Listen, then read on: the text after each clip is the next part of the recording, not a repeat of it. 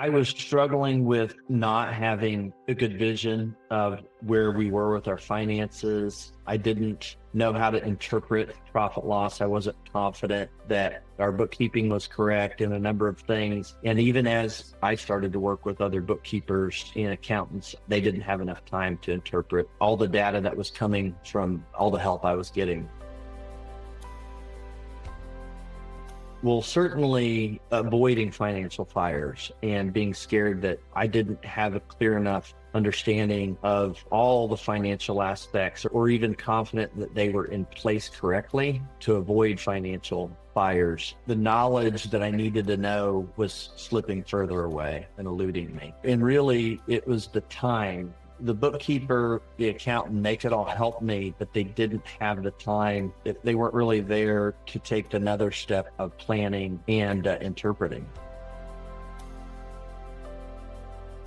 That feeling of always being behind was always there, which really falls under the category of fear, but it's the weighing feeling of every day, week, month that goes by, you're getting more and more behind. Very insecure about all things finance, trying to weigh out the decisions of paying cash, getting a loan, buying property, and for my estate planning to be congruent. I can tell you the benefits that have happened, but I can also tell you that they keep happening. But the fear goes away. That's huge. Now you've got somebody right away. Oh, we're talking to the person that has the answers, and they have the time to interpret the data that's coming out from bookkeeping and accounting. When the fear goes away, the vision clears. And so a fear in one area, which could be finances, it still casts a shadow in all the other areas, even if it's not finance related. And so when that fear goes away, you just get a better vision of where you are, and you get this confidence of saying, okay, here we are on a map, and here's where we want to go. It's like having a GPS, and so you can kind of plan your destination better.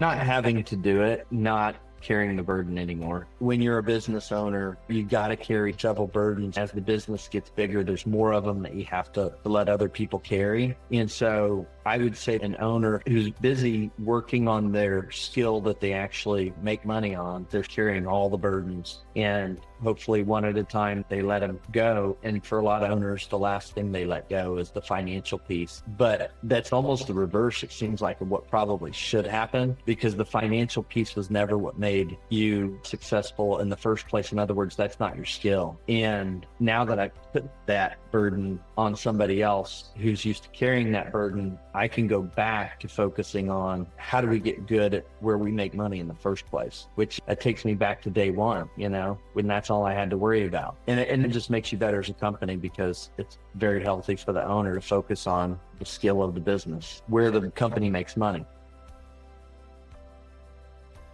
I would take a long, hard look at why you're still doing all of your finances or a portion of your finances on your own. If you're like me and you don't like it and it scares you and you don't understand it, there's really no reason to wait. Even the cost of doing it will come back in a return of a healthier business very soon. And, as a business owner, you're used to making investments. So this is an investment with a quick return. Yeah, just ask yourself why I'm still carrying it. Because if there's not a real good reason, that might be a sign that it's time.